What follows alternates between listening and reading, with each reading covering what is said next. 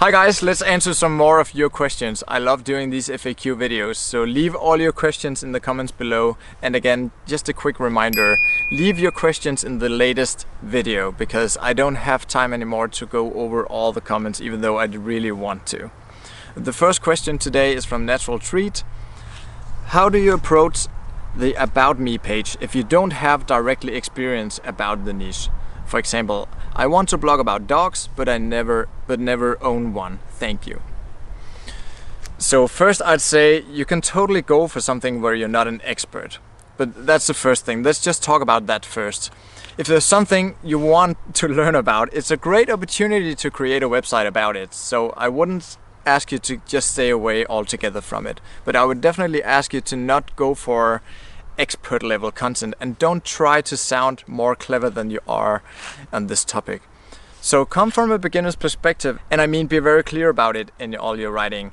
So put that in the About page that you're learning about this is also new to you and you're just trying to learn along with the readers here. So that's the first thing.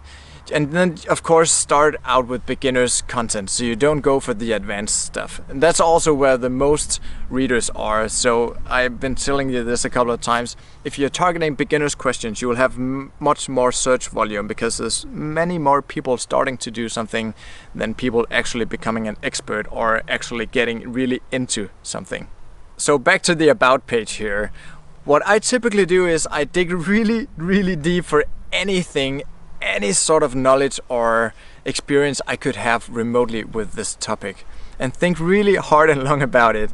Is there anything you learned in your life? Do you have a neighbor with dogs? Do you have some family members? Did you grow up next to a farm or whatever? Dig into any experience you have with dogs whatsoever and see if there's anything you can dig up there. And also you might just want to educate yourself on it. Buy a couple of books about dogs first and start out with that. I was writing a ton of articles about horses for Animal How, and I'm not a big horse guy, but I did buy 3 books about horses, and then I started out by reading those, and I spent a few hours just watching YouTube over and over again to learn all the basic things about horses and also sort of to learn what everything is called and so on, because you might also sound like a total beginner and like someone who don't know what you're talking about if you're using the wrong names and the wrong terms for stuff. So make sure to learn something about it, and then when you did that, you can put those books on the About page and say that I started out by teaching myself about dogs by reading all this, I watched these videos, I watched this documentary. You know, educate yourself on it. Just spend a week or two maybe just going over a couple of books, go to the library and ask them about good beginners books on this topic. And not only will that help you craft a better About page, it will also speed up the writing a lot. Because now that you know all the basics, you know your way around dogs and different breeds and types and all the equipment people are using and you know how to raise a dog or whatever. Now that you know all these basic things, it'll be so much easier for you to answer all these questions that you're going to address in the first many articles. It will be so much easier for you to write all this beginner's content for your site now that you don't have to do all the very basic research for every article out there. And you will also feel better. I mean, now you'll have some great tips to share because you learned a lot. And you'll also be able to reference these books and you'll be able to reference these experts and sort of use them to back up your claims. So it's not just your ideas and whatever you think is right about dogs and so on. So that's what I would do, and that's actually what I did for Animal How. I started by educating myself, and then when I felt like I knew my way around horses, I started writing. The next question here is from Tom. How much time do you spend to research the outline / provide topics for each keyword so you can hand it over to your writer? I spend some 10 to 12 minutes for each. Would you ever consider hiring or training somebody else to do this, as it's obviously one of the most important parts? You're right, it's definitely one of the most important parts. And let's take the last one first. I don't think I would ever train somebody to do this, but who knows? Try and ask me again in a year or two, because I'm outsourcing a lot of things today that I didn't think I would outsource. But for now, I'm still doing all the topic research myself. And I also have to address this word keyword research there, because I'm not thinking so much about keywords, and you heard me talk about this probably in some of the older videos on this channel. I think much more about topics. So now that we're talking about the topic, when I'm doing this outline, I just want to make sure that I can craft the best possible article about this topic. And back to the first question here, how long time do I spend crafting these outlines or these guidelines for a writer or myself if I'm going to write the piece? I also spend around 10 to 15 minutes writing these guidelines. And I would say you should probably spend quite a lot longer time than that if you're new to this, because it's so important to get this right. I mean, if you're going to spend 2 hours writing this article, or if you're paying somebody else to write this article for hours and you're paying this money for it, you should definitely make sure that it will rank, and it will only rank if it's the best article, at least long term. It will have much better chances in Google if it's a really well written article that goes into as much depth as possible into this topic. So think hard about what would people want to know right after you answered the main things that people are asking about.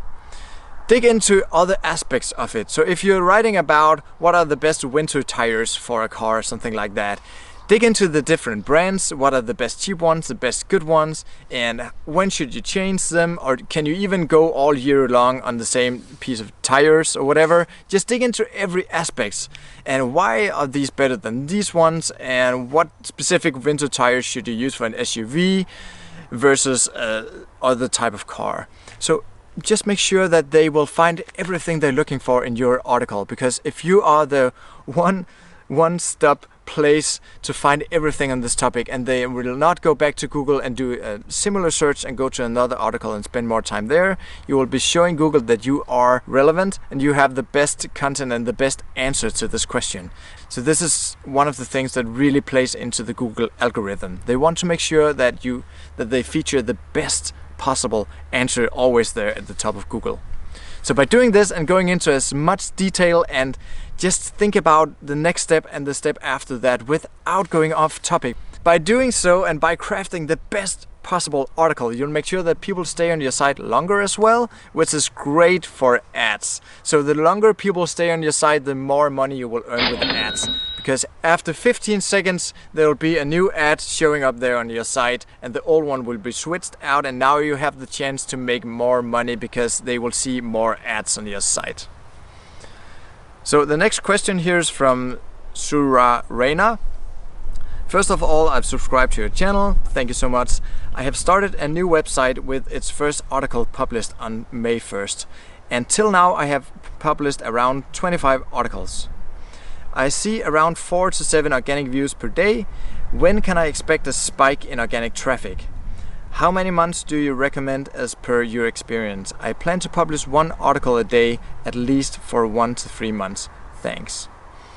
So this is a really good thing to know when you're starting out, because it's really motivating to know when you will see that initial traffic. And as I've showed you before in a previous video that I'll link to up here, you'll typically start seeing some real traffic after 4 to 7 months. And it depends on a lot of factors. Of course, it depends a lot on how underserved are those topics that you're going after. If somebody else already answered this question and have an article about it in Google, it will take longer, because now Google will have to test your article up against the existing one, or the existing ones I should probably say.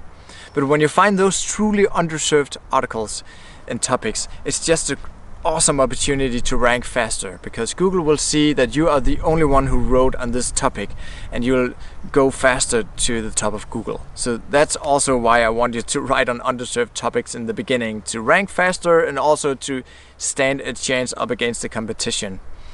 So you should go to Search Console to see those first signals of life on your site, because you'll be able to watch impressions as well as clicks. And you'll always have impressions before you have clicks, obviously. I mean, your site will show up maybe on page 4 or 5 or 6 in Google, and you'll be able to detect this and see those numbers for impressions inside Google Search Console.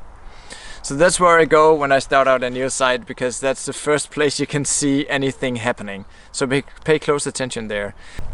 And also, it seems like you have a pretty good strategy there. If you're posting 1 article per day, that's awesome. But also, if you're listening to this or you're watching this and you think I could never do that, I don't have so much time. I'm still looking after my family, I have all other chores, I'm working a job or whatever. If you can just craft a couple of articles per week, I would say that's the bare minimum when you're starting out with a new site. If you cannot do that, maybe you should just batch a couple of articles so you can at least launch the site with at least 5 or 10 articles within a few weeks. Again, I hope you learned something from this session as well, and I'm looking forward to the next round. And again, give this video a thumbs up. I'll see you guys next time.